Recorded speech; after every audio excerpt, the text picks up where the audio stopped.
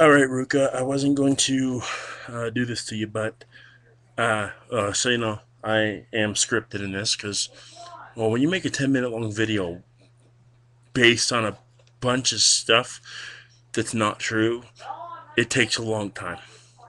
Now, I'm not just going to sit here and spout off a bunch of information from saying it.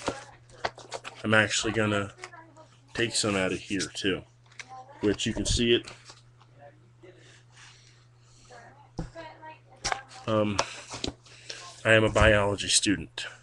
I'm a psychology student, but I'm in biology class. The first thing I want to hit on is you're talking about not personifying. You don't personify nature, okay? Because saying that nature doesn't have the choice of. Just so you know, I am a creationist, okay? Um, by saying nature can't choose things, but you support the very theory that supports natural selection. Selection would be a cognitive. Well, a selection would be a choice. Now, I do agree that um, the elements of nature are not cognitive in their choices, but they are choices. Natural selection chooses. It doesn't create, it chooses. And that is supported by your very own theory of evolution. Um, you say that race is akin to breeds. This is the part that I want to hit on here, okay? Now, as you can see, I'm not by any means going to misrepresent anything. I'm going to take it right out of the book. And if you want to see what book I'm using, I just showed it to you. Um, you'd be more than welcome to pull it up on Amazon and go buy it. Read it yourself if you want to. Um, okay. Now I'm gonna match this up with my notes here. So if you just give me 1 minute, I would like a chance to match this up here with my notes. Um, okay. When you first classify something, you have to classify it into a domain. There's animalia, there's fungi, there's what else is there? There's eukarya. Well, um, there's eukarya, there's archaea, and there's bacteria. Okay. Now, I'm sorry about that. I don't know why I went into the kingdoms and not the domains. Okay, and then there's there's animalia, there's fungi, there's I mean a bunch of them. Okay, protista, monera, plantae. That's what they are. Okay, so if you in case you wanted to talk about taxonomy, we can talk about that. Now, I in any of these or phylum division, just in any of these, I do want to ask you something. Where do you see race or breeds? Okay, I don't see any of them. I see domain, kingdom, phylum, class. Um, I don't remember what the other one is. Order, sorry, family, genus, and species. Now, um, when you talk about Homo sapien, that's our genus, sapien. Sorry, or Homo sapien. Sorry. Well, the whole thing isn't our genus, but you know what I mean. Anyway, um,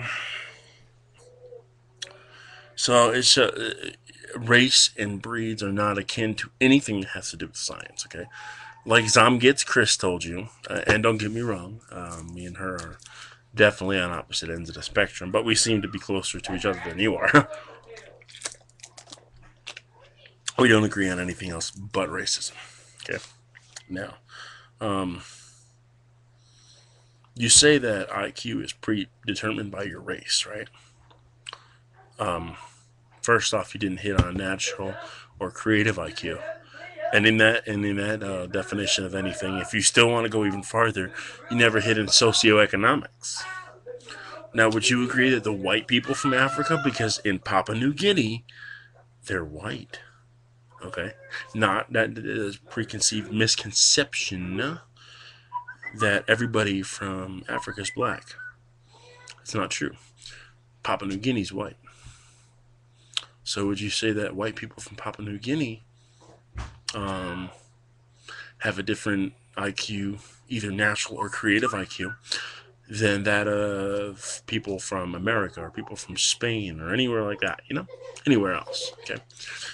You're not, by the way, like I said, I am a psychology student. I'm in biology class, so you can use these big psychological terms with me or biological terms because I know what they mean. Um, Again, I'd like to refer to when you said segregation naturally happens. I'd like to refer to socioeconomics again, in psychology for that, where people normally, okay, it's like an adolescent behavior when you notice that adolescents generally group themselves with people that they feel most commonly have the most in common with.